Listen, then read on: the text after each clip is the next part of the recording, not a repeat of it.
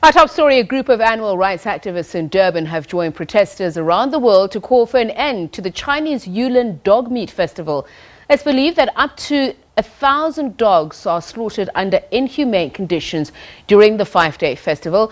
The protesters picketed outside the Chinese embassy in Durban, a warning for sensitive viewers about the graphic content. Save the dogs! Animal rights activists speaking out against the Yulin Dog Festival. They say it's a fight for the rights of all animals and not only dogs, and want the Chinese government to change its laws to protect the right of domestic animals, and have joined a chorus of animal lovers and pet owners around the world who wants the festival canned. Activists gave gruesome details of what they say happens during the festival. They skin the dogs alive and boil them alive, and it's normally 10 to 15,000 dogs that are eaten in that 2-week period. They cut off their legs, their paws, so that they cannot move. They tie them up and they put them in cages, not just one dog per cage. They put 15 to 20 dogs per cage, all stuffed in a cage. We've come to show our disappointment in the fact that the Chinese government has made no changes to their laws, their animal laws. Their animals don't have any rights, and their domestic animals, or the animals that should be on the domestic list, such as dogs and cats, are very badly treated. They're tortured. It's horrific what happens. It's a crime against humanity what China is doing to these living, sentient, emotional beings. We represent South Africa, but the entire African continent here today. We take a stand against this. We don't want this practice introduced into South Africa. We want to get laws in place to prevent it. Officials from the Chinese Consulate General in Durban could not be reached for comment. Londe Khateb, SABC News, Durban. And to discuss this further, we're joined in our Durban studios by Judy from the Westhuizen from the Ketani Animal Rescue. A very good evening to you, and thank you so much for speaking to us. Perhaps let's first start with, did you get any response at all from the Chinese embassy? No, we didn't. We have demonstrated in the past.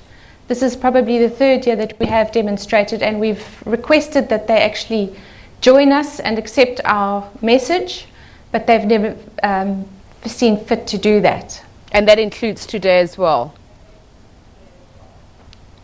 I beg your pardon? And that includes today as well, that you did not receive? Today you were not as well. Received. Okay. All right, so let's talk about your prime objective. We were not received well.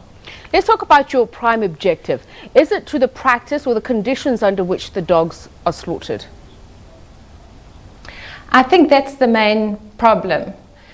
The fact that they do eat dogs and cats is something that they've done for many, many years, and it's part of their culture, but it's probably the way that they do it that is most upsetting to the whole world. There are a lot of activists out there worldwide that are very upset by the way that it's done. It's extremely cruel. So you say it's part of their practice. Do you consider it part of their mainstream practice? Because there are some who've questioned if it is at all. It is part of their culture, but it is something that's changing as the different generations are coming forward.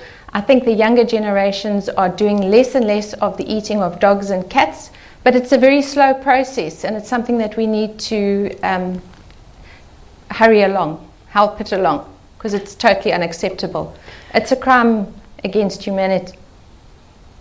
So the residents of Yulin have in the past and continue to do so, defend eating dog meat to celebrate the summer solstice, saying that not only is it a popular practice, but they believe that slaughtering of any animal is bloody by nature. What has been your response to this reasoning? That is so.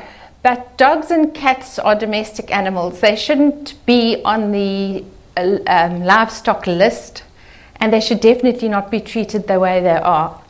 In fact, I think that animal laws should exist for all the animals, including farm animals, but the dogs are especially man's best friend worldwide, and I think that they should be treated differently.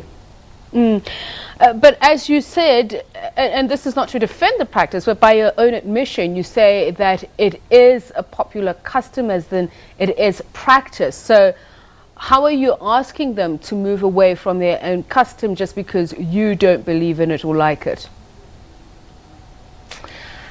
I think it's something that worldwide is unacceptable with regards to dogs and cats. As I said before, it's not something that should be on the livestock list. It's a domestic animal.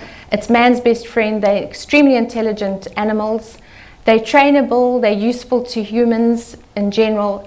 And they should definitely not be on the eating list. So the Humane Society International says that the festival is manufactured, especially by dog meat traders who are trying to ensure that they put it on the market. Do you concur with this? Sorry, could you repeat that question, please? So I'm saying Humane Society International says the practice is something that's manufactured by dog meat traders. Do you agree with this? Yes, I do. Is there evidence Sorry, of I can't hear. Is there evidence of that practice across the world, that it's being practiced in parts of South Africa as well, or is it just simply restricted to Yulin? I'm just trying to understand just how big an organization it is, if there are animal traders who are pushing for this. This practice is in most of the Asian countries, and we also find it in parts of Africa. So it's mainly the Westerners that are actually trying to prevent this from happening. But it does happen in Africa and parts of Africa and in many Asian countries. But then there's also a huge calling for this to end all over the world. So if you're saying it's mainly the Westerners, are you saying in China itself there are people who are not galvanizing for an end to the practice, who are protesting against it? There are a lot of activists in China. A lot of the Chinese themselves are not happy with the way things are going, and I think things are changing, especially with the newer, younger generation. They're definitely more aware of it, and things are definitely changing. We like to believe that. But why do you think that international animal rights groups have failed for years to convince, especially the Yulin province, to put an end to this practice? I have no idea why they failed. I think it's, as I said before, it's just that it is a practice that's happened over many years, and it's very difficult to change people's mindset. I think it's a way of life for a lot of people. It's their income, and I think that the Chinese government needs to look into it and possibly change their laws and find an alternative for those people that make a living out of the dog meat practice. The slaughter of dogs. Do you think then that maybe new approaches are required, arguing, for instance, on environmental protection regulations? Do you need to go back to the drawing board to push your argument? Oh yes, I definitely think that there are ways and means of changing things, going back to the drawing board and finding new solutions and options for these people and ways out. And different alternatives to eating dogs and cats. Thank you very much. And the livelihood that it's...